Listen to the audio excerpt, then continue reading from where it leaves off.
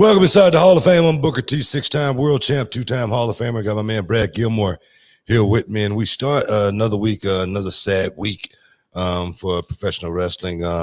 And Kevin Green, we lost Kevin Green, a member of WCW back in the day. Danny Hodge as well, the great Danny Hodge. We lost him, as well as we lost John Huber, also known as Luke Harper. Man, they say they come in threes, man, and three great ones. John Huber, just to start with him, was a really, really good dude. I never got a chance to break bread with him or anything like that, but he was just a genuine good dude. He was just there to, obviously do what I do and what I think about on a regular, and it's take care of my family and my two kids and my wife. That's what I'm always thinking about when I leave the house. I'm always thinking about them and am I going to be able to provide, for my little ones, man. And the one way you really know about a person's character, is when other people speak about him. And I have not heard one bad thing about Huber. He was just a genuinely good dude to leave this earth at 41 years old, man. It's sad. It really is. And I just want to say my heart goes out to the family. My condolences goes out to the family. He definitely will be well missed, and this business definitely lost truly one of the good guys. Yeah, I mean, when I saw the news, what was that now, the day after Christmas on Saturday, it was one of those ones where you have to look at it 3 or 4 times in a row to make sure you're reading exactly what is being said. And because, I remember you and I spoke on the phone shortly thereafter, and I was like, man, we just saw him on television, Yeah. He was just in a match with Cody, and he just had a big angle. He had the Dark Order, just made his debut this year in AEW, made the transition over, started working under Brodie Lee, won the TNT title. He was on a great run, and it was so shocking to see because there was no indications, right? Yeah. To me, it was remnant of Chadwick Boseman, right? Is Chadwick all of a sudden is here one day, and then we get the news that he passed with his family around him, and it seems somewhat similar to John, to Luke, to Brodie, whatever name you know him by, is nobody really knew. It seems like a select few may have been in the loop, but to the large mainstream audience, we had no idea that he had any sort of issue, and it seems as though his wife indicated it's a lung issue. So it's just super sad, especially around the holidays. There's no great time, but I know that he was a father. I know that he recently just had a birthday, turned 41 years old, and 41, you have a whole lot more to give inside the ring and especially outside the ring. Yeah, that's like you said, totally unexpected. I mean, he's been out of action since was October or something like that, and they definitely kept it hidden very well as far as what he was going through, and the suffer in silence like that without telling anybody, let you know that you're not thinking about anybody but yourself. You know what I mean, and your family. You know what I mean. You ain't thinking about the outside media, the Twitter world, and none of that stuff. None of that stuff means anything at a moment like that. And it just goes to show, how strong, he really was to stay in that fight for the family, man. Like I say, man, it was definitely out of the blue. And that's what's so freaking hard about this wrestling business. You know what I mean? There's so many of us, and we're all linked, connected in some way, shape, form, or fashion. When one of us go, a little bit of piece of us, leave as well. And it just is sad, man. And it happens, seem like way, way too often. You know what I mean? Even though this issue right here, it had nothing to do with God calling John home. But still, it doesn't lessen the pain any less. It really doesn't. You know what I mean? Danny Hodge. One thing, we could say about Danny Hodge is, Danny Hodge, he lived a great life, man. He lived a long life. Right. He's a guy that put in the time and got a chance to see it and watch the, the seeds grow as well. You know what I mean? So it's a little bit different, with Danny, but still doesn't make it any less painful. And then, Kevin Green, Kevin Green was, man, I remember that dude doing is smiling, man. All he did was smile all the time. He just wanted to be a part of the gang in WCW and go out there and just have some fun. And then, boom, there again, Kevin Green, 61 years old? I think he's 58. Actually, I think he's 58. 58 years old, and it's just it's young, man. It's young. You He's know, really young.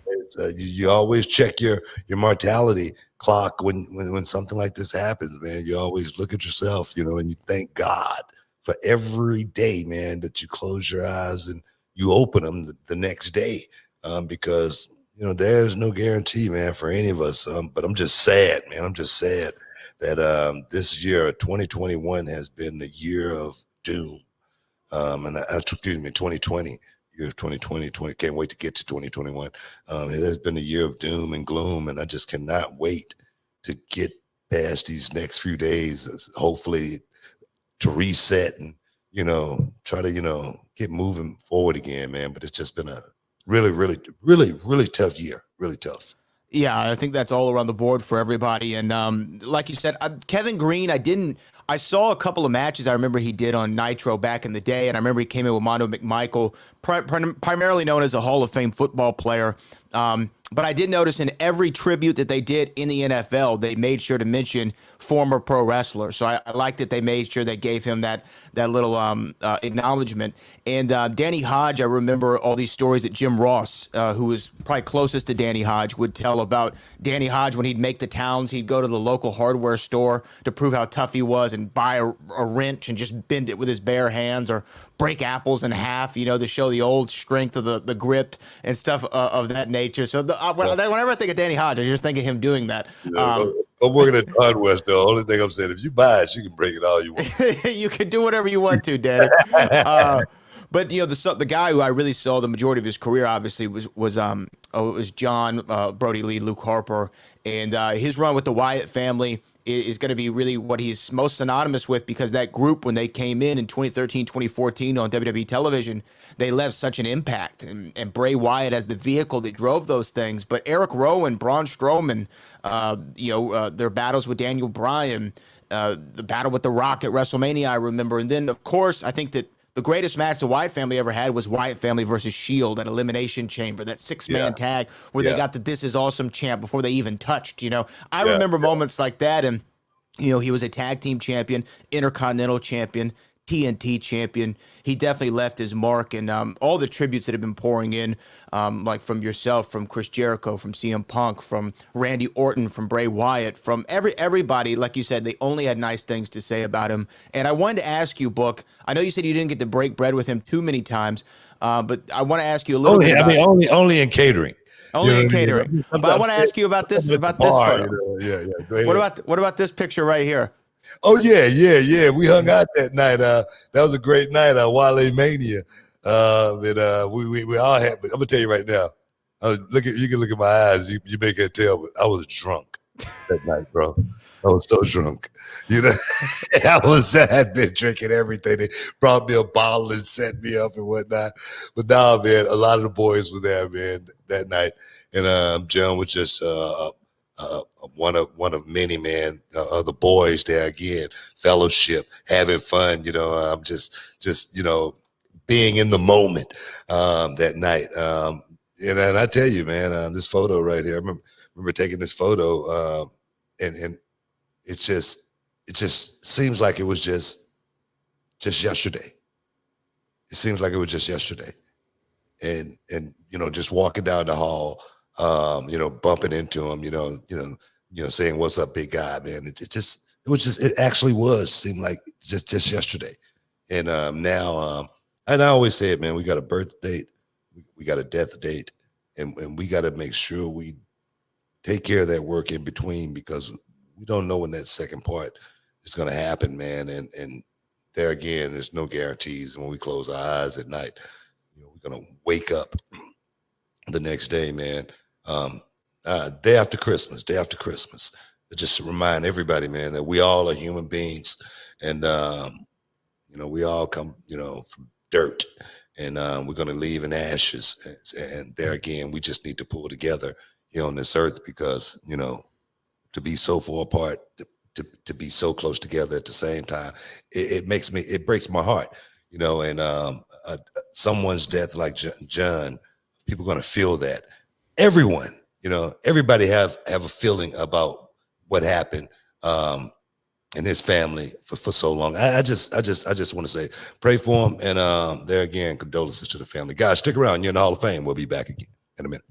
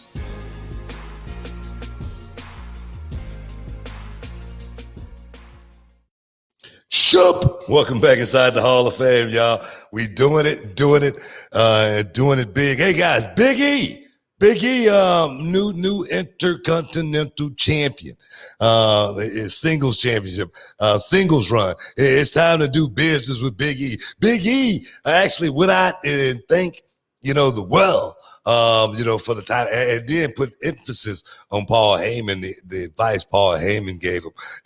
What I can't quite remember, but what was it that Paul Heyman actually tell Big E? Brad, do you remember?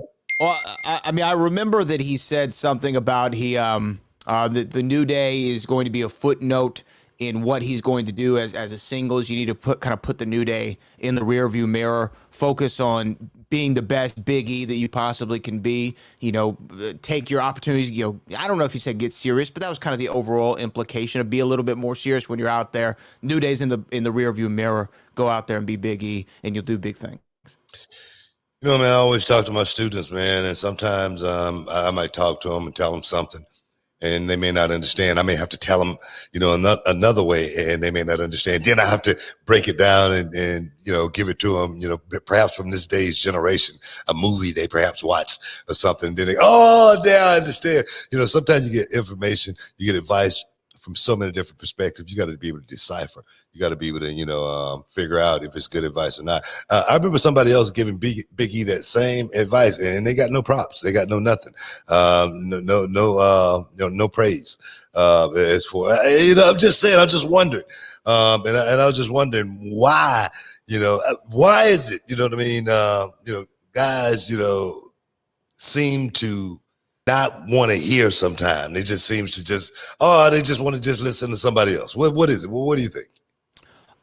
It's an interesting question. I think that sometimes it's the source. I don't know that you get your information from. Maybe you trust one more person over than another, or then maybe you're just not ready. What I think it is maybe sometimes you're just not ready to accept that information. Oh, you know what I mean? You got to hear from a couple of different perspectives. Well, maybe not even that. Right. Or you know what? Maybe you go to the doctor says something, you need to get your shoulder operated on. And they say, well, but you can go get a second opinion if you want to. You go to the next doctor. The doctor says, yeah, you need to get your shoulder operated on. You're like, okay, well, I guess I do need to get my shoulder operated on. Does that make sense? I mean, that's a good analogy. That's a good analogy right there. You know what I mean? But I was just wondering, what do you think about Big E actually capturing the championship and the subtle changes of Big E now kind of like getting away from the New Day in total?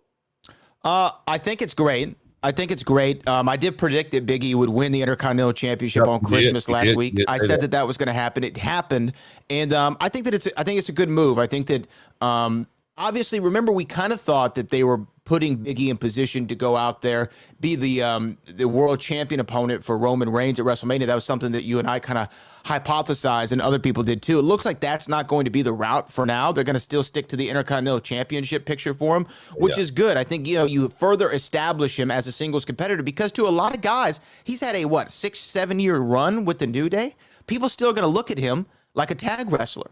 You know, he's a 10-time tag team champion. You know better than anybody. It's going to take that second tier singles championship to really establish you as a main eventer. Maybe not everybody would buy straight from the tag team championship right into the main event of WrestleMania. Maybe they don't buy that. You got to win your television championship first, and then you can work to the world title, Booker T. You got to win the Intercontinental Championship first, Big E, and then you can work to that Universal Championship. So I think it's great for him, and I like the subtle changes. I like the music. I like the gear isn't as colorful as it once was. I like that he's becoming Big E without the New Day. Well, you know what? I like it, but there again, the subtle changes, they're good. It's something that I said. I said he wasn't going to be able to carry the New Day, you know, to the World Championship. You know, the rolling down the ramp. That's something that I said, hey, man, he's going to have to just let that go, which is good now. Coming out with the chalk, you know, getting ready to go out here and, you know, throw some weight around. I can feel that. You know what I mean? Like you said, the new music there by Wale. Boom, there again, big plug for Wale for putting the brother down, making him sound good when he hit the ring. That right there is all good. But it's going to be up to Big E to go out there and show me in the ring, man. Go out there and bring the noise as far as the performance go. I'm not talking about going out there and the old leg pop. You know, everybody, you know what? I'm gonna put it out there. I hate the leg pop. You know, when these guys go out here doing this leg pop, it's an insult to the business, and I want all of them to know that it's coming from Booker T. Anybody that go out there and do that, it's an insult to the business. And the thing is, I know they're gonna come back on me and say, "Well, The Rock did it." Well, you ain't The Rock. Okay, let's just get that straight. You ain't The Rock. All right, know your role. And that's the thing. That's the thing. And the thing is, right now, I'm just being real. I want to bring wrestling to the point to where the way when I watched it made me feel a certain way. And there's certain guys right now that go out there and can pull that off, you know, but I don't just need some guys to be able to pull that off. I need each and every one of them, excuse me, to be able to go out there and do just exactly that. So I'm being very, very, very, very critical as far as what we're going to be doing and what we're going to be seeing on our roster going forward, man, just because, you know, no matter who it is, Big E, no matter who it is, it ain't, I'm just throwing the brothers' names out there, Xavier, because he's going to be on his own after this New Day thing breakup. Kofi Kingston, he's a guy that's almost like a made man. You know, he could put his thing on cruise control, and he's still going to be able to, you know, float for another 5 years or so. But guys like Big E, this is this moment. It's this time to seize this moment as well. Xavier, it's going to be a time for him to actually, you know, try to feel, you know, what direction am I going in? Am I heavyweight championship material? That's what you got to look at yourself in the mirror real hard.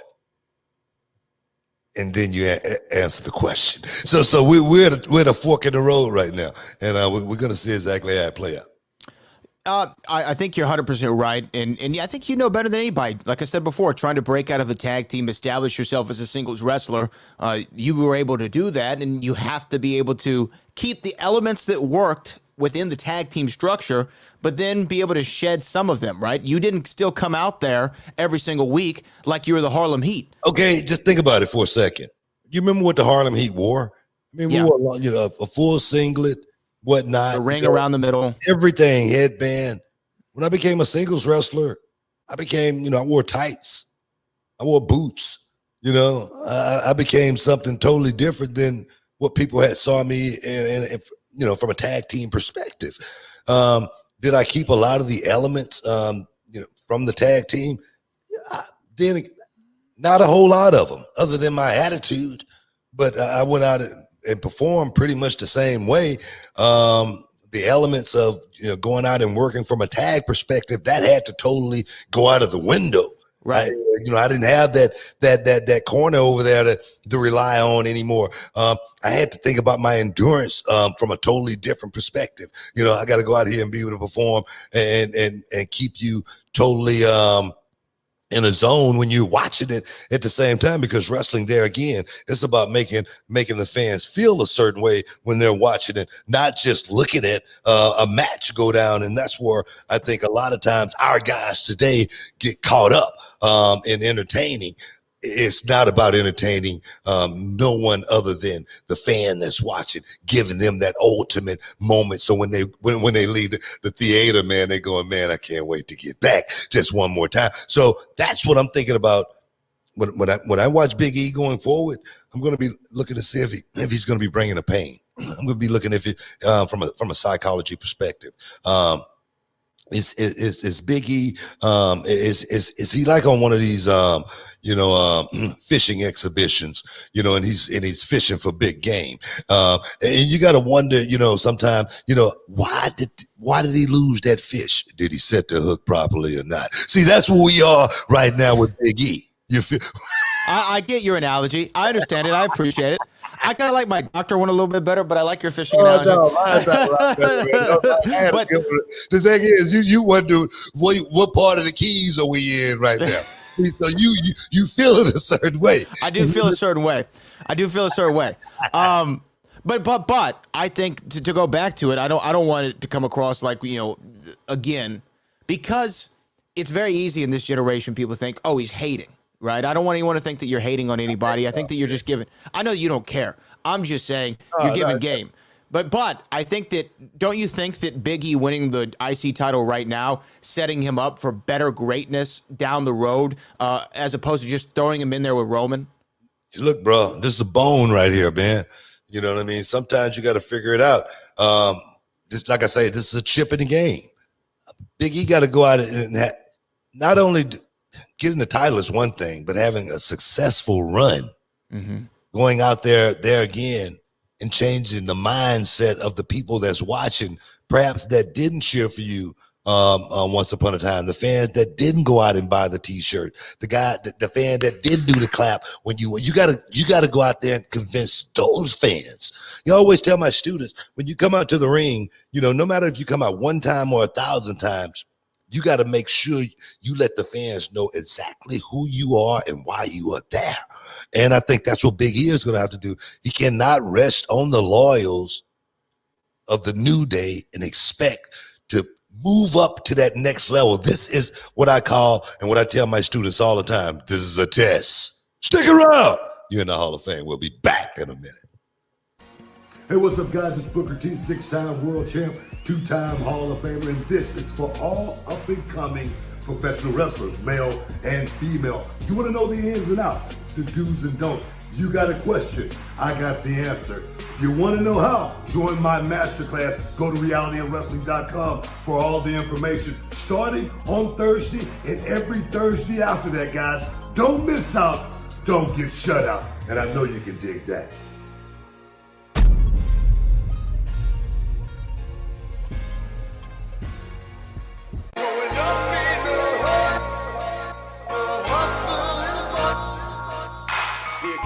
The Academy.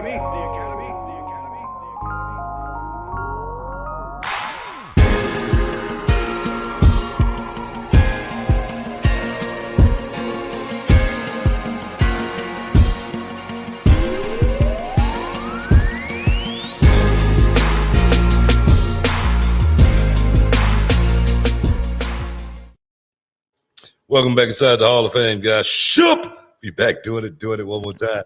Shout out to everybody watching live right now, all around the world. I'm just assuming, shout out where you are in the chat right now. We want to know, are you watching us from the USA, Houston, Texas, Dallas, Austin, Orlando, Des Moines, Iowa, Truth or Consequences, New Mexico, parts unknown? Shout it out in the chat so we know where you are. Yeah, man. Yeah, definitely do that. I saw some people from Australia. Yeah, it's cool, man. It's really, really cool. Everybody hanging out inside the Hall of Fame, looking to get just a little bit of champagne wishes and caviar drink. It's not a whole lot of champagne going around tonight. A little bit of caviar. So just stick around. We got it for you. Have you ever had a tuna tartare? No, I haven't. No? So I never had one either. I went to a restaurant over there in the River Oaks area, River Oaks Shopping District the other night, and I ordered a tuna tartare, and they bring it out to you. It's like a little stack of raw tuna, right? Oh, and on man. the bottom it's huh? It doesn't even sound good to me. Oh, Go ahead. look, no. But you like tuna from like sushi tuna. I don't eat that. Yeah, but You go don't ahead. eat tuna at all? I don't eat tuna. No, I don't eat tuna. You don't eat tuna. You don't like what do you order I when you like, go I to like my tuna, Starkiss. You know, it's kind of Chicken of the Sea? yeah. No, man, I'm telling you, this was dope. And then they top it off. So you got a little avocado at the bottom. You got the tuna in the middle. Top it off with a little caviar. They give you some chips to eat with it. I'm telling you, the tuna tartare was nice. Don't make that face, Booker T. Don't make that face. I'm just telling you. No, I'm just saying some stuff just, you know, I mean, it all works with the brain. You know, if my brain can't see me eating it when I look at it, I'm going to show you a tuna tartare here in a yeah, second. yeah, I can trust me. You don't have to do that. I already can imagine what it looked like, but it's not something that I would eat. You know, that's, you know, for, you know, a lot of uppity people, you know what I mean? Now, don't call me uppity here. I never had one before, but you're always talking about champagne and caviar. I had a little caviar with my appetizer, and all of a sudden you want to call me uppity. Yeah, caviar is a little different. Champagne and caviar, that's just a saying, you know what I mean? But actually eating it, you know, it's for a lot of uppity people. You know? Have you ever been in that area, that River Oaks shopping district? It's kind of new. It's like 3 years old. Have you ever been over there yet? It's like by the Galleria. You know, River Oaks, man, I try to stay out of that area, man. No, what I'm saying, man, it's a whole lot of money over there, man. It's a lot of money. And you go through there, man, you actually start looking at those houses and you say, man, I got to get me one of these. And then next thing you know, you're in the poorhouse because you're trying to keep up with the Joneses. And I tell you, everything out there is just plush. Everything's palatial, man. Everything just look just on point. But the thing is, man, yeah, it's cool. It's cool out there. But no, I stay out of the area. Why are you hating, Gary? Brad, some food is not for the brothers. Exactly. And to see my man Gary Maxwell, he knows brothers don't go with the tuna. We'll go with, They don't go with the tuna. oh man, we'll take some California rolls. You know, Right. with some you know what? I even go as far as the unagi. You know what I mean? Okay. Unagi, I go as far as some unagi. You know what I mean? But if anything else, the shrimp better be tempura. I will say though, over in that area, they have the craziest thing I've ever seen. They have a security guard that's a robot. Oh yeah. It's wild. He goes up and down the sidewalks. He's got a little camera. And Got a gun? No gun. No gun. That I saw. Now it might pop out of his chest or something if he sees a crime, but it's the robot, and he just goes down the sidewalks and his head spins around. It's got cameras. Like RoboCop. Like RoboCop, like more like Johnny Five, right?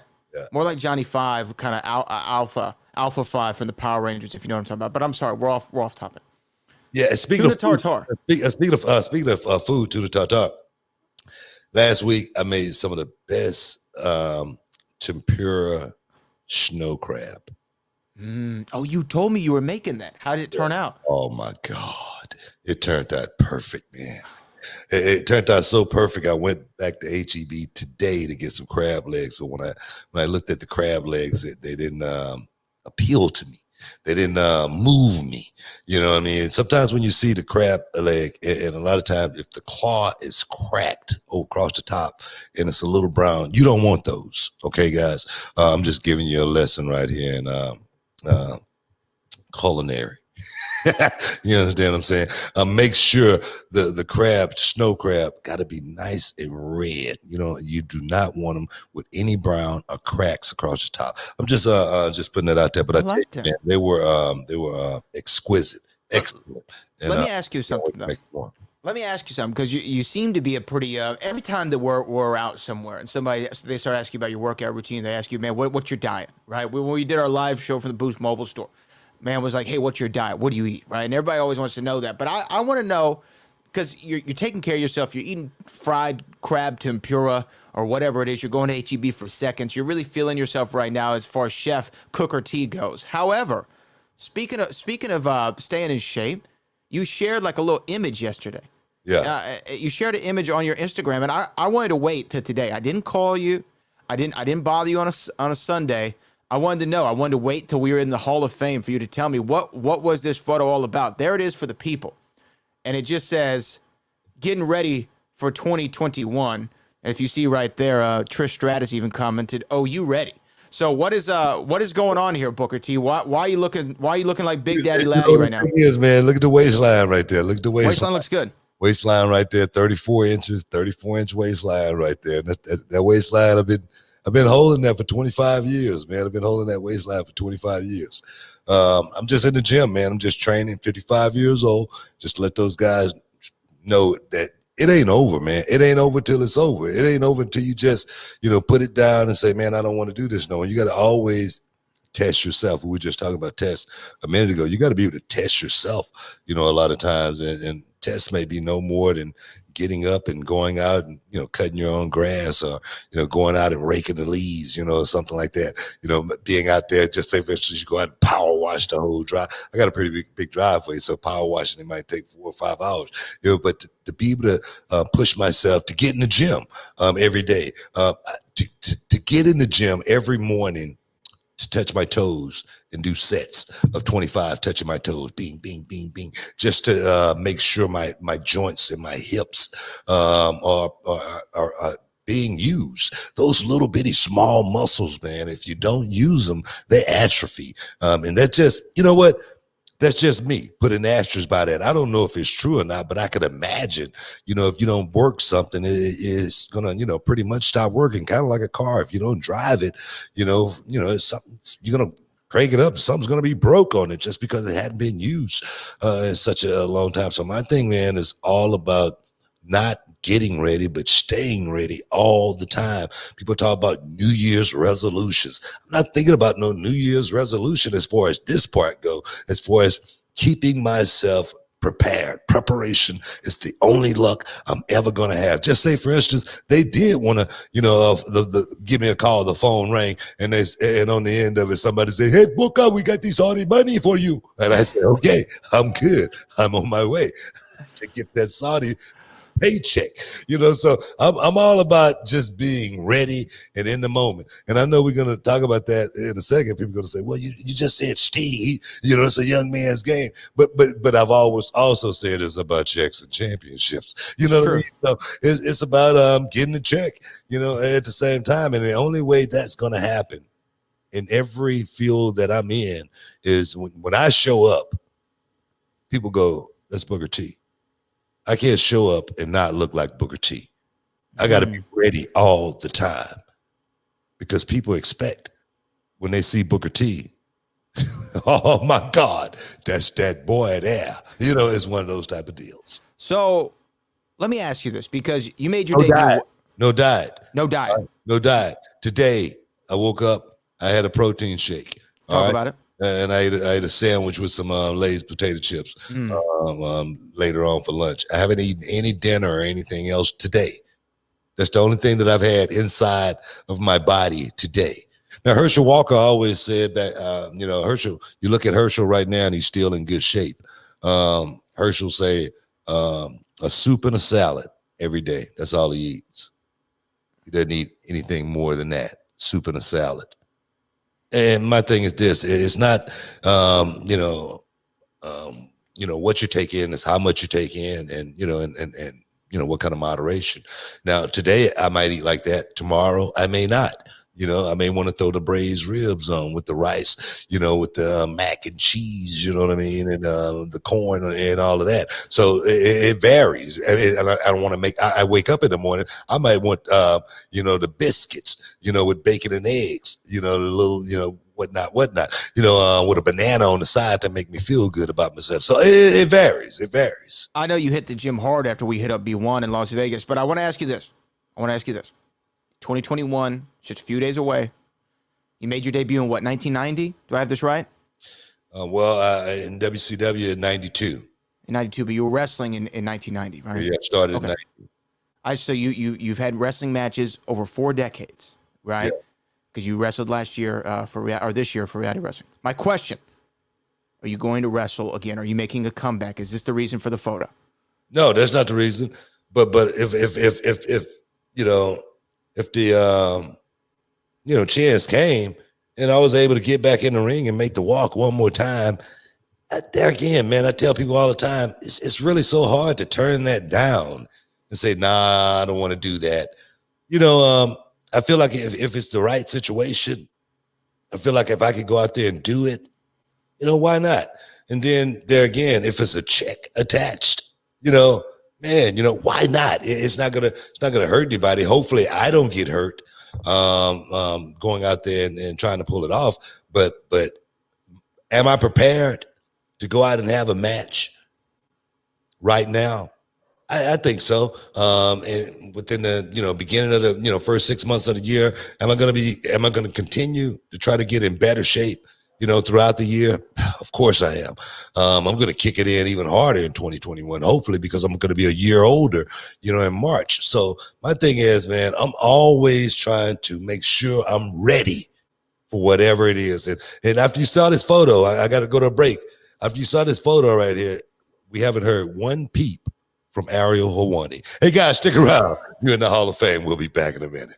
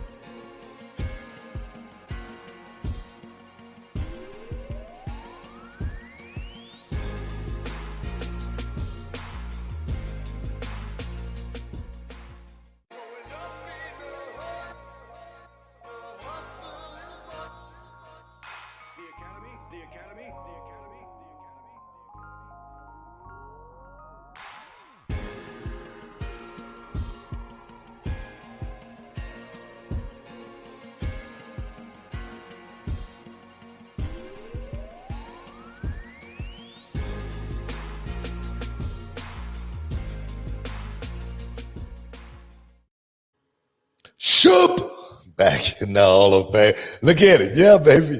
Still looking good, man. I must say, for 55, you don't catch too many guys my age looking, half their age as far as the body go. Even the old face is holding up, especially with the beard and the new stash and whatnot. Everything's looking good, man. Everything's looking good. The ladies, man, I got to beat them off with a stick these days. If I ain't got Charmel with me. That's another story. Well, you know what? Let's talk real quick. Let's talk real quick about the ladies. You saw that somebody, a famous lady, maybe the greatest of all time, Trish Stratus, did comment on that picture saying, "Oh, you ready?" Recently, Trish was talking about making a comeback herself, Booker T.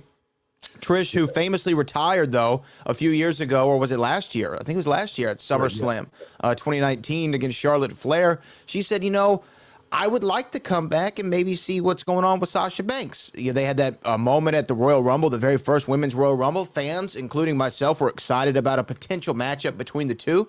Trish came back, wrestled a couple of matches, then called it a career in SummerSlam. But could you see Trish coming back? And would you like to see her versus Sasha Banks? There again, opportunity knocks. You got to be there and you got to be ready to answer.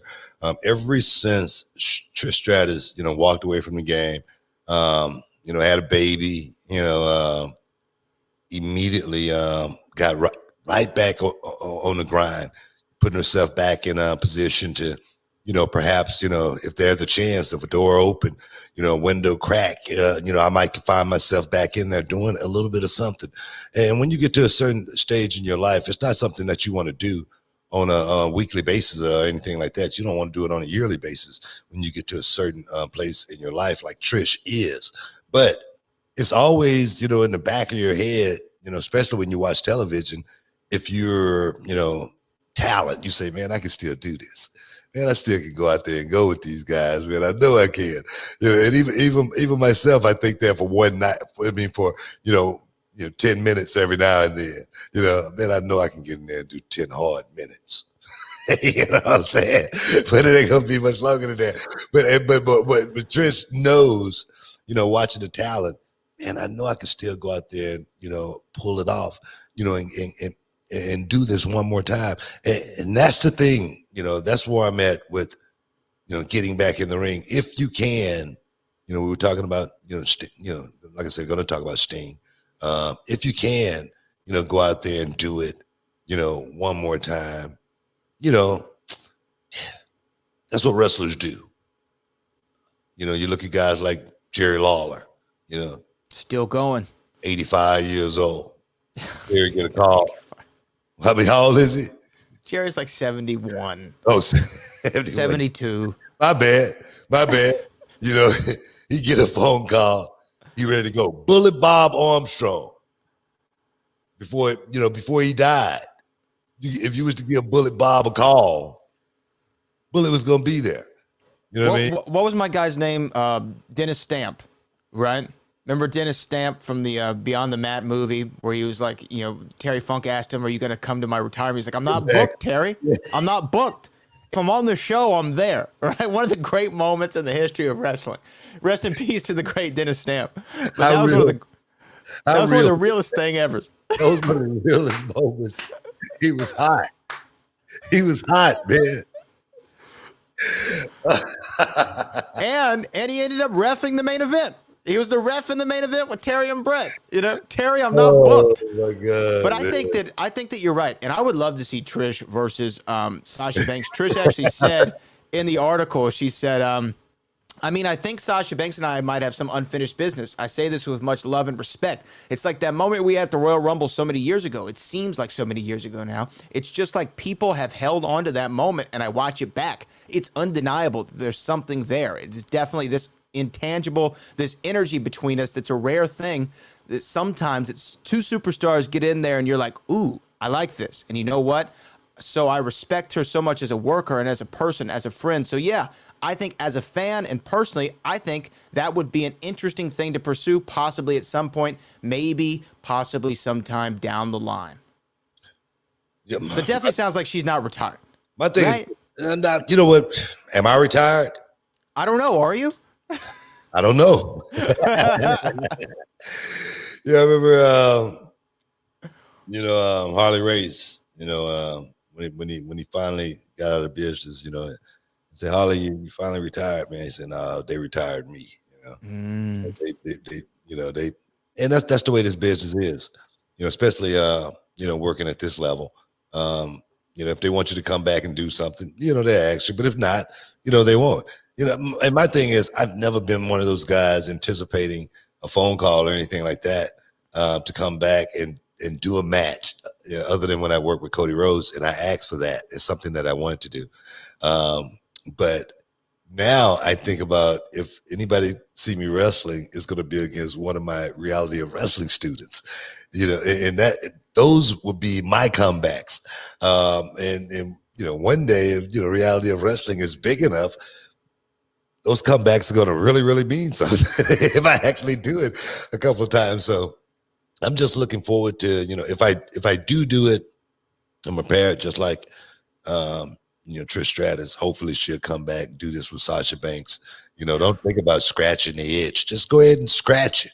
You know what I'm saying?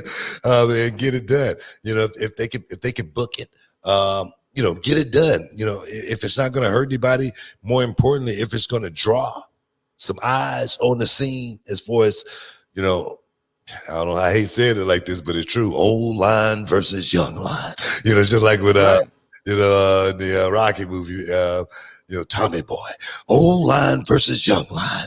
You got to dog him. You got to do what you got to do to get Balboa back in that ring. It is one of these type of deals, so Sasha Banks needs to start promoting right now, as far as how we going to get Balboa, Trish Stratus back in that ring.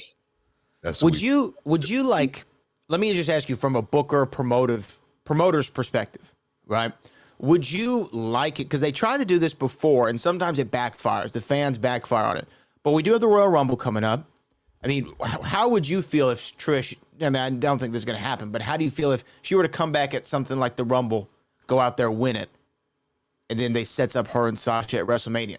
Do you think that you, as a booker and a promoter, do you think that's something that you would do because the fans would like to see it? Because when you put veterans in that spot, sometimes they get rejected by the audience. I remember Batista. When Batista went out there and won the Royal Rumble, fans didn't want it. They wanted Daniel Bryan, right? And what happened during that time? They started calling him Bootista, right? Because everybody was booing him all the time. Had to flip him heel. Sometimes it backfires. But what do you think about that?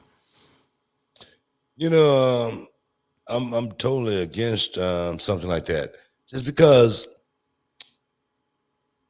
I look at my roster, I look at my talent, and I feel like my talent has to be able to represent something. It's just like with Reality of Wrestling. I never bring in talent outside to overshadow the talent that I have at Reality of Wrestling. I do that by design. And if they do come in, they have to be able to enhance my talent more than anything.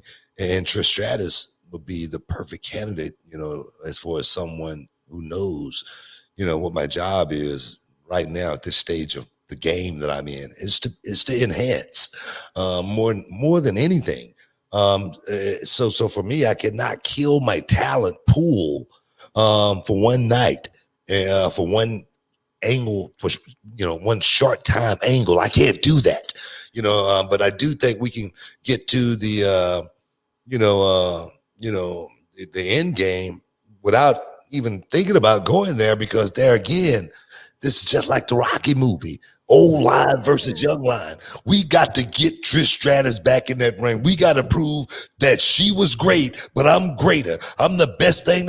I'm the boss, and I'm going to prove it to her that I'm the boss. You know what I mean? She got to start throwing some dirt on Trish right now in order to make that match happen. It don't have to be organic, from a Rumble match or anything like that. All it has to be is some smack talk, some real dirt throwing, and we can get this thing. And like they said back in the, you may have not have ever been in these situations before, but back in the schoolyard days, man, they said, you can't get along, man. Y'all just can't get it on. I mean, you know what I mean?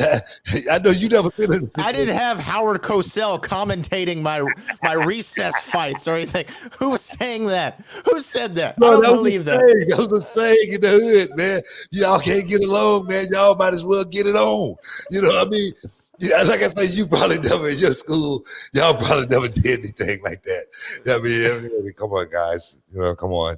It's fine. Well, first of all, I'm not going to let you sit up here and defame the great name of Edgar Allan Poe Elementary School. All right? We're not going to. That's something that we're just not going to do. All right? Come on, guys. Come on here. Come on. We're all friends. We're all friends here. Come on, guys, let's go to recess. Oh, I did hit somebody with a spine buster in a soccer game one time. I did it. His name was Essen Khan. I remember it to this day. Boom, spine buster, double A style, right in the center of the soccer pitch.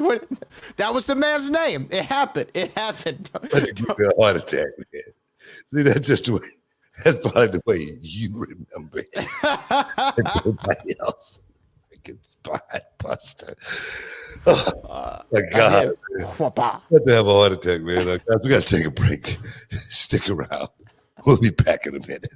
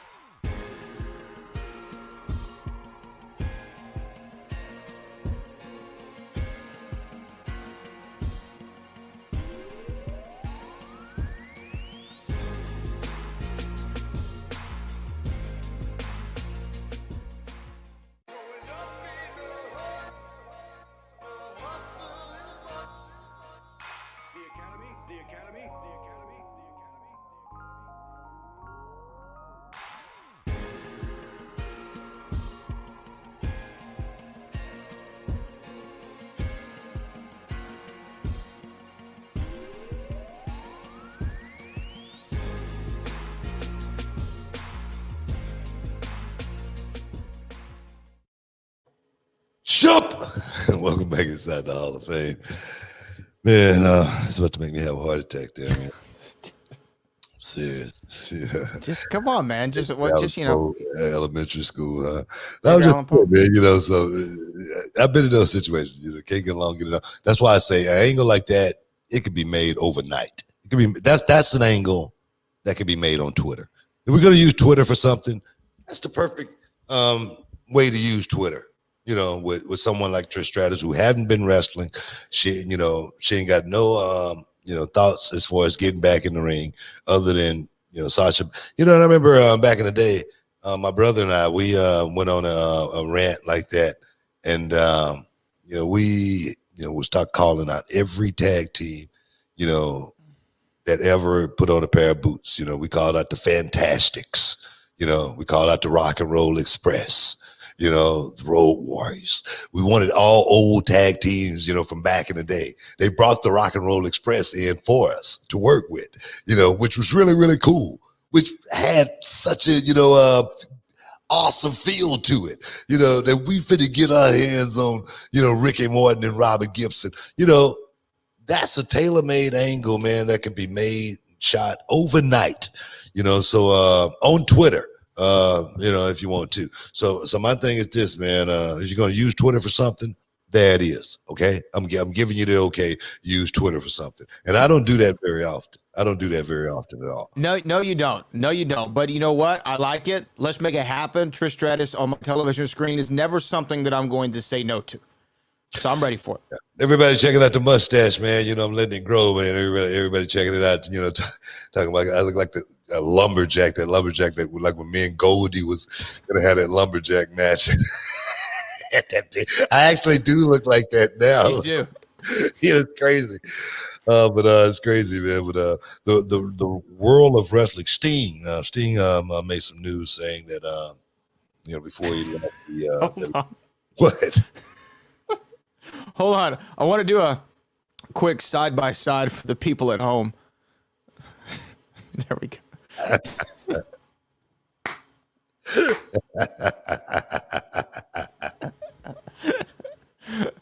It's pretty accurate. You know, the color's a little off. The color's a little off. God, but man. It's close. It's a little bushier.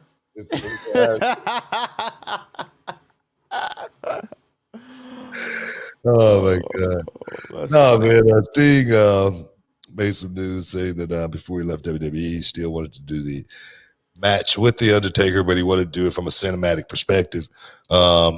Didn't pan out, didn't work out. Sting ended up leaving, going to AEW. Now he's looked to be planning on having some cinematic matches in AEW. I don't know how that's going to work out, but what do you think about the idea as far as Sting doing the cinematic match with the Undertaker? Is that the match we want to see with the Undertaker and Sting, or did we want to see Sting and the Undertaker inside the squared circle, mano a mano? Well, if I had my choice between the two, it would be obviously them inside the ring at WrestleMania in the dark of the night of something like that. I mean, the entrances alone would just be awesome to see. But I remember after the Boneyard match earlier this year at WrestleMania, we reviewed WrestleMania with Renee Young on this very channel. Y'all can go find it in the archives if you want to check it out. And we floated this possibility. I asked the both of you, what do you think? Could this be the way that we finally get the Sting versus Undertaker match? Do it in a Boneyard style. I would have liked to have seen it. If that was my only way to see the match, I would have liked to have seen it, just to finally see those two guys look at each other face to face. They really had their, and I agree with DJ Black, Sting versus Taker could have happened at WrestleMania 31 when they were both on the card, but that would have been the way to do it. And I think that if I was the WWE, I would have liked to have thought I would at least entertain the fact of doing a match with Sting in a cinematic style where you can stop, cut, edit, change the angle, make it look like something happened that didn't happen, bring in a stunt double if we have to. You know what I mean? I think that you could have really made that happen. Personally, I think that they may have missed the boat on a Sting cinematic match. And then Tony Khan apparently just picks up the phone, calls Sting and says, you want to come work for me and do cinematic matches? And Sting said that he didn't want to end his career on a down note, and he felt that match at the Night of Champions in 2015 or whenever that was, I think it was 2015, was a down note for his self, his career, and his fans. So I don't know. I like the fact that, here's the other thing. I was really against Sting wrestling inside the squared circle at all ever again. 61 years old, the spinal stenosis issue, limited mobility, hadn't wrestled in almost now going on 6 years. That's a pretty long time to be out of the industry, especially when you're a man of a higher age. But I have no problem with Sting doing cinematic matches. If that's the way he wants to retire and go out, I say more power to him. I'm down for it. You know, man, that was a mouthful, but I did go on a little bit. No. My thing is this: Sting cinematic match in the WWE versus the Undertaker. It's not something that I want to really want it. Why not? Just because that's a story that we got to create now. You know, that's a story that we got to go outside the realms of, you know, believability, to make something like this, you know, interesting. Sting being such a character, The Undertaker being such a character. I think in the ring, all of that, you know, was, you know, taken out of the equation. The story they were going to be able to tell, it would have been inside the square circle, two guys, you know, going one-on-one. Now, of course, Sting coming into the WWE when he did, was he well past, you know, the time for a match like that to happen? Yes. There's no way they would have been able to go out there and have that match that they could have had 10, 20 years ago. When I first came in, that's when that match was supposed to happen, if it was going to happen. It was not in the cards for that match to actually happen, Sting versus The Undertaker. And it was all due to Sting being reluctant to come over to the WWE at that time, you know, not trusting, the company, but trusting his instinct and saying, man, I don't think I want to go there and be a part of that. Hey, I get it. I understand that.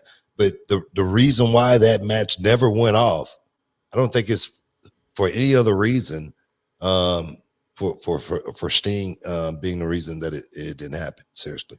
Well, but what do you think though overall about him wrestling in AEW, but wrestling in a cinematic style? I think that really makes the most sense for him. Well, I like it for Sting, just like I liked it for The Undertaker. The reason why I think it worked with The Undertaker, because he was working with a younger guy like AJ Styles, a guy that, was, trying to get the rub. As far as the finish goes, who's going to win in a movie, the hero or the villain? You know what I mean? So you got to be. That's the way I'm thinking. You know. So I think for Sting to be doing this with younger guys, Sting could still be the hero and still win at the end of the day, just like Arnold Schwarzenegger in a movie. Just like Bruce Willis. In the new what's that? Oh man, what's that new movie Bruce Willis is in? Death Wish. I was about to say the remake of the Charles Bronson movie. It's so awesome too, man. I haven't seen it. You gotta check it out. You can see the old guy, still, being able to kick ass. You know what I mean? So no, I like it if it's done properly, and to be able to do that with the younger talent, I think it would be better than trying to do it with two talents almost equal as far as Sting and The Undertaker. Yeah, no, and again, I was saying I'd like to have seen that match with Sting and Taker if it was my only option. Hey, you can never see this match, or you can see it in a cinematic style. I'd want to see it in a cinematic style, but for Sting, to go back to the AEW thing, I can think of great cinematic matches that he could have with a Darby Allin. Just from the way their characters are. We've seen Darby sitting in the rafters, the Vulture, the whole thing, right? They can build a cinematic style match that I think would be pleasing to an audience, because some of these matches have been hit or miss. I'd like to see, if it was me, it would be Sting and Brian Cage. Oh, that would be cool. Yeah. That could be a good cinematic movie there. The unstoppable.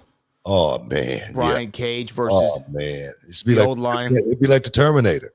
You know Yeah. what I mean? Sting had to stop him. So I let me get off of that. People think I'm trying to book shows. I ain't trying to book no shows. I ain't trying to book no shows. Nothing like that. But no, but definitely no. Sting. Would you? Let me ask you this: would you ever compete in a cinematic match? No. That's not my realm of expertise. I don't think Booker T's name requires being in that type of match. Those type of matches, that cinematic match, I think it works when you got a guy like Sting, when you got a guy like The Undertaker, when you got characters like that, or maybe even Bray Wyatt. right. It may work with certain characters, but for just Booker T, the guy that grew up right there in South Park, Texas, no, that boy there, man, he's OG. He's bad to the bone. 258 pounds of romping, stomping, grave digging destruction. If you're gonna get somebody, he's gonna get him right there in the middle of the ring. I'm gonna be just like Jey Uso. Let me get him. Guys, stick around. You're in the Hall of Fame. We'll be back in a minute.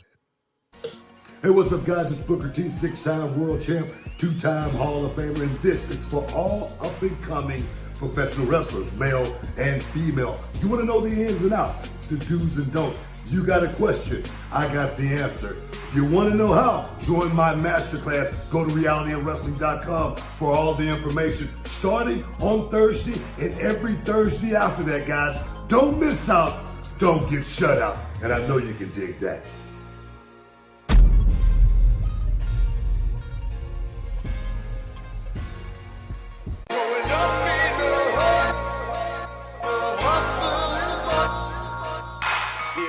The Academy.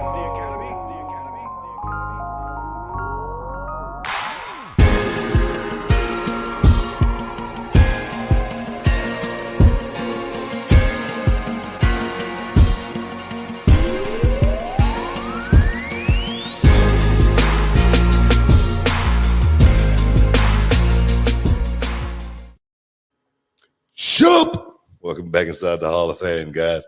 We're just rolling along, man. This hour seems like it's going by really quick.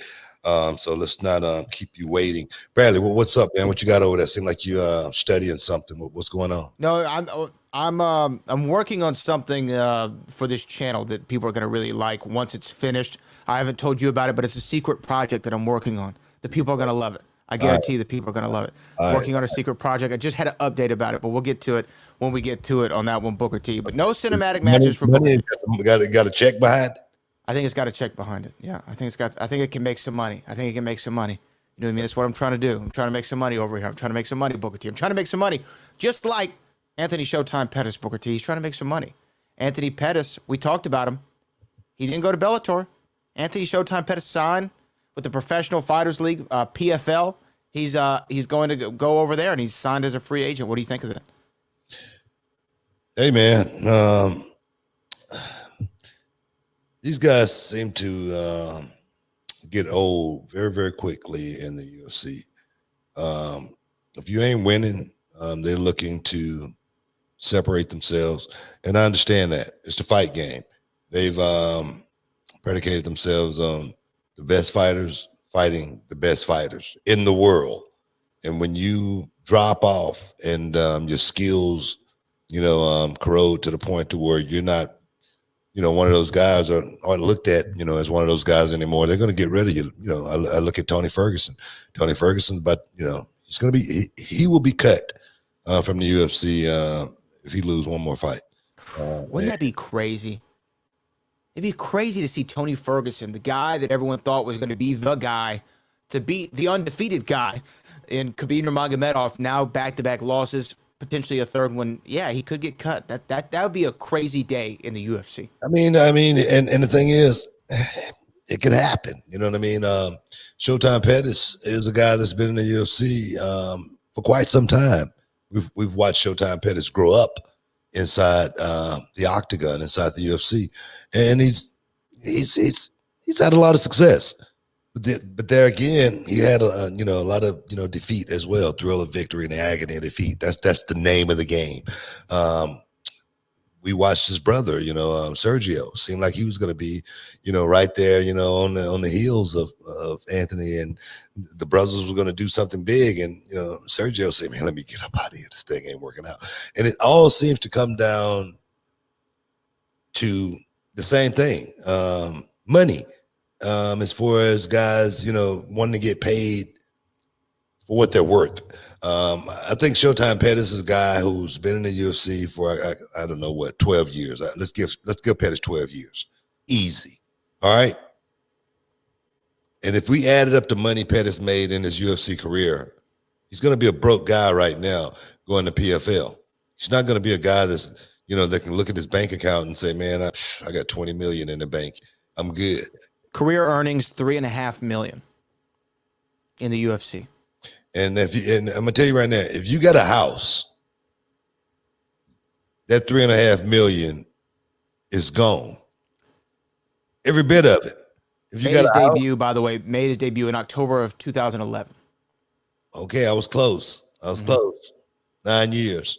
Guy, like I say there again, that was on the Wheaties box. The guy that was the poster boy of the UFC. and he's only made $3 million in 9 years. Now, I'm going to tell you right now, in the wrestling business, 9 years, I'm going to make a hell of a lot more money than $3 million in professional wrestling. These guys are going out there and putting their lives on the line, and this guy's going to walk away from a company that he's given a whole hell of a lot to, with $3 million earnings made in that company. Now, that's just $3 million earnings, and that ain't talking about how much money he had to pay his trainers, his coaches, his nutritionists, his wife, who want to get their hair and nails done, especially if it's that same one we saw down in Houston. She getting her hair and nails done twice a week. All right. That could run up to about $600, $700, $800. You know what I mean? So just that bill alone, that $3 million goes down significantly. So I'm gonna tell you, Anthony Pettis leaving the UFC is not a surprise to me at all, especially after you just quoted me those numbers right there. And it's gonna continue to be like that. Going to PFL, I think it's a good idea for him. Is it gonna be any easier for him? No. Will he be able to do certain things that he can't do in the UFC, perhaps to make money from a sponsorship perspective, advertising perspective, whatnot? That may happen. But Anthony Pettis, there again, he's on the downside of his career, and he can go to PFL, and it could be hard times ahead. Trust me.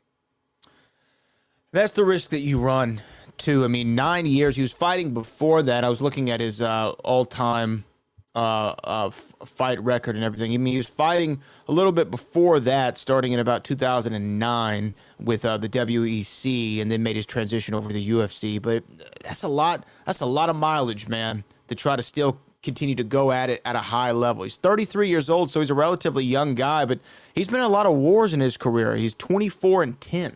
I mean, that's a lot. Those are a lot of fights. He was actually victorious in his last 2 fights, according to old Wikipedia. He beat up Don Cerrone and then Alex Morano. But I don't know. Here's the thing. I don't know enough about the PFL to know about the level of competition there. I know a little bit more about Bellator than I would about PFL, but you're still going to be fighting young guys who are looking on the come up. And each one of those guys are going to say, oh, Showtime Pettis. If I knock out Showtime Pettis, guess whose radar I'm going to get on? Dana White's. UFC. So they're going to come out there really trying to swing for him and take his head off to get a highlight reel victory like he had so many of. So it's going to be a rough go for him, I think, in PFL, anywhere you go. But even in PFL, I think he's going to have a harder time than he's expecting. And I just don't know what the payouts are like on those cards. Do you have any idea? No, we definitely got to do some research on what those guys are getting paid over there. But I can't imagine they're getting paid UFC money, PFL. I just can't imagine. But there again, when you can make money outside of the company, a lot of times, it's worth it. We look at, fighters like Paige Van Zandt. Just think about, Paige Van Zandt, making money on Instagram, saying she's making, just as much money or, perhaps even more on Instagram photos. So to be able to work what these young guys have today, I think is a whole lot different. There again, the UFC taking all of that away from, a lot of these guys totally, flipped the apple cart, just totally changed the whole name of the game as far as watching the UFC from a perspective toward, man, this is an awesome sport. I love it, to watching the UFC and you go, man, this business sucks. You know what I mean? It became that, I think, for me more than anything. Yeah, I'm looking at PFL fighter pay, though. Lance Palmer on PFL 8. This is the PFL 8 card. I guess this was from October of last year. So this is what I have to go on. This is the first thing that came up. Lance Palmer made about $100,000, $99,000. That was $50,000 to show, $25,000 to win in the quarterfinals, and $25,000 to show in the semifinals. So that was a tournament that they had that night, and he made $99,000 for fighting in that tournament, which it looked like he advanced to the semifinals in a single night. Yikes! That's a rough way to make 100 G's.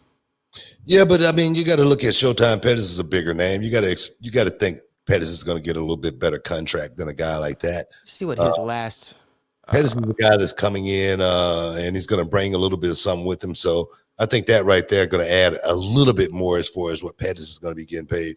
And the thing is, with a company like that, they're looking to build it, so they're going to be needing guys like Pettis, with that name recognition. But the thing is, Pettis is going to have to go out there and win. He's going to have to be spectacular in order to be able to keep that kind of money coming in, I think.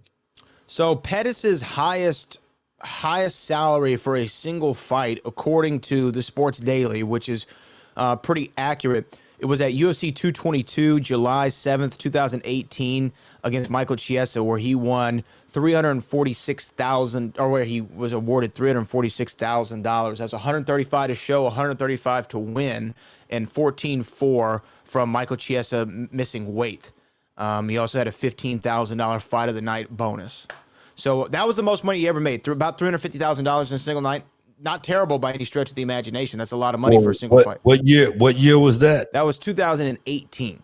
2018 was his highest paid year, and he kind of floated in between that, and about $175,000 was the lowest that he got paid during that stretch of time. His final fight against Alex Morano was $350,000, and that was UFC Fight Night here in 2020, his last fight, just last week. I don't know, man. Seemed like he was making good money. As far as the pay scale goes, as far as what guys are typically paid in the UFC, it seemed like he was one of the higher tier guys, that was there. And he's coming off 2 wins. Yeah, you don't hear about a whole lot of guys making $350,000 a fight in the UFC if they're not a high tier level of fighter. So definitely maybe that's not it. Maybe it's just I don't know, being in that spot for so long and wanting to just make a change. Maybe PFL is just more appealing because there again, maybe an easier schedule. I don't know what the contract was. Maybe it was a better contract, better downside. I don't know. There's a whole lot goes into contracts, whatnot, these fighters. But I'm just glad to see he land in a nice soft spot. PFL. I'm still going to get a chance to see Showtime Pettis do his thing. Thing is, I got to find out when PFL is on and where it's on and how I can get it. Yeah. Because definitely it might be the one to watch. Guys, stick around. You're in the Hall of Fame. We'll be back in a minute.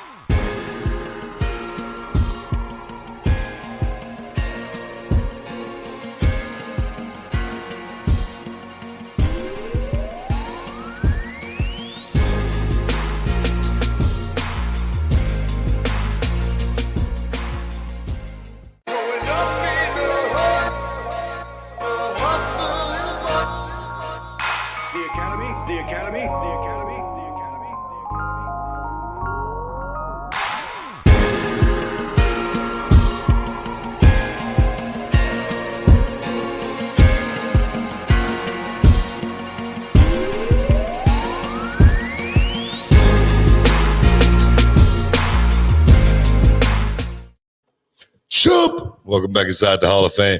Hey, I see a lot of guys asking questions like when we're going to have a next show at Reality Wrestling. Actually, we're not sure when we're going to be having the next show.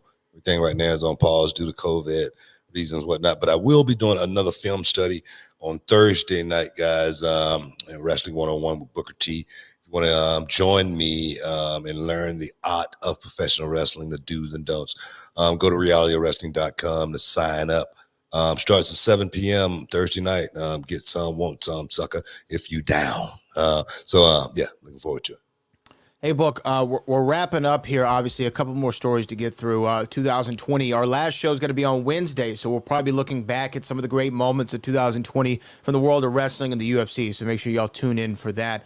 And then we'll have our first set of new shows in 2021 next Monday and Wednesday here on Reality Wrestling's channel and on ESPN 97.5 and 925, so make sure you check those out. A little plug for everybody out there in the world. So, Book, I wanted to ask you, though, about a couple more things here in the world of fighting.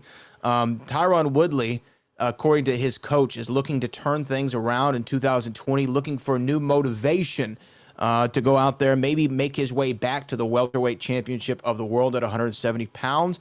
Do you think that this is likely, given what we saw from Tyron Woodley toward the latter portion of his career after he went out there and lost the title he really hasn't been anywhere close to the same fighter. I don't know if you can just will that back. I think that age and the battles have to do something with that. What do you think? Yeah, no, there it is right there. I mean, you just said it better than anything. Injuries, bruised, battered, and torn. Being a guy that's been through the trenches. That I say. How many times have we talked about as far as professional wrestling goes? You only have so many bumps on your bump card. And I think that's where Tyron Woodley is as far as his career goes. You can't reinvent the wheel. You can't go back and all of a sudden find the magic all over again. Woodley's 38 years old now. Mm-hmm. He's not a young guy. Talk about, in the fight game, the training, if you do everything right in training, you ain't got to worry about the fight. But when you become 38 years old, it's so hard to do everything you need to do in training to prepare yourself for the fight, because you're trying your best not to get hurt in training to get to where you can make some money. Woodley showed a whole lot in his last fight. He showed that he is done. He's finished and he's out of gas. There again, he reminded me of, Rashad Evans at the end of his career. A guy that could, would go out there and, posture, look for something. I just, watched UFC this weekend, and I watched another guy that came in around that same age, who was once upon a time a guy that could just go out there and get you out of there, Jacare Souza. And he went out there this weekend and got knocked out on his knees, and just bent over backwards and that's when you get older, it's hard to push yourself to that level to where you once thought you could be. And there again, man, I've been watching, fight, stuff all week. I was watching the story of Hector Macho Camacho. And Hector Macho was, one of the baddest pugilists you ever want to see in your life. But then you say, man, Sugar Ray Leonard, man, he couldn't touch Sugar Ray Leonard. But Sugar Ray Leonard got in there with Macho Camacho, and Macho just beat him down, beat him like he stole something. Never saw Sugar Ray look as bad in a fight. But that's what age does. That it catches up to you. Father Time waits for no man. And when I see a guy like Woodley saying that he's finna, recreate the magic and do it all over again, that tells me one thing. Woodley is trying to get a exit strategy as far as getting one more paycheck. A retirement plan. That's what this is for Tyron Woodley. One more big fight, and I'm gonna call it a day. That's what I think this is more than anything, because there is no way Tyron Woodley, after his last few performances, is getting ready to do anything other than what he's been doing. Yeah, I think that the Gilbert Burns one was really the one where you said, wow, this is a guy who is a champion who's not fighting at a championship level anymore. And the result to the Colby Chaos Covington fight was just what we saw. I mean, I think that he ended up having a broken rib in that fight, and that was the reason why he gave up there at the end, or submitted, or tapped out, however you want to call it. But whether that broken rib occurred or not, he was losing that fight throughout the entirety of it. And I think that the fire isn't there. So I do think that getting his motivation back could put him back in a good position to potentially win a fight. But maybe that's one fight, and against the right guy. I don't see Tyron Woodley being able to, at 38, almost 39 years old, going into the first quarter of 2021. He will be 39 years old. I don't see him being able to pull back the time. And like you said, Father Time waits for no man. I don't see him being able to find the Ponce de Leon, the fountain of youth, and returning to his former glory. I think that where he is now is as good as he will ever be. He can maybe get a little bit higher, but I do think of the phrase that I heard Undertaker use in his Last Ride documentary. And let me ask you if you think this could be applicable to Tyron Woodley. I'm not as good as I once was, but I can be as good once as I've ever been. Do you think that would be applicable to Tyron Woodley? No.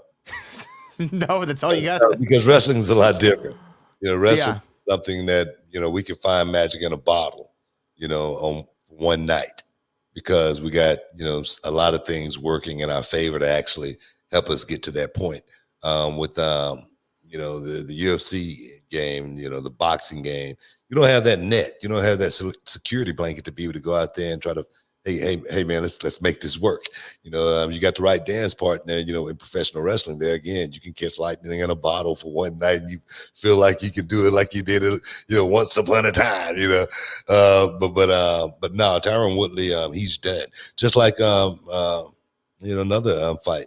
Before we get up out of here, we got to talk about Khabib Nurmagomedov saying he'll come back one more time.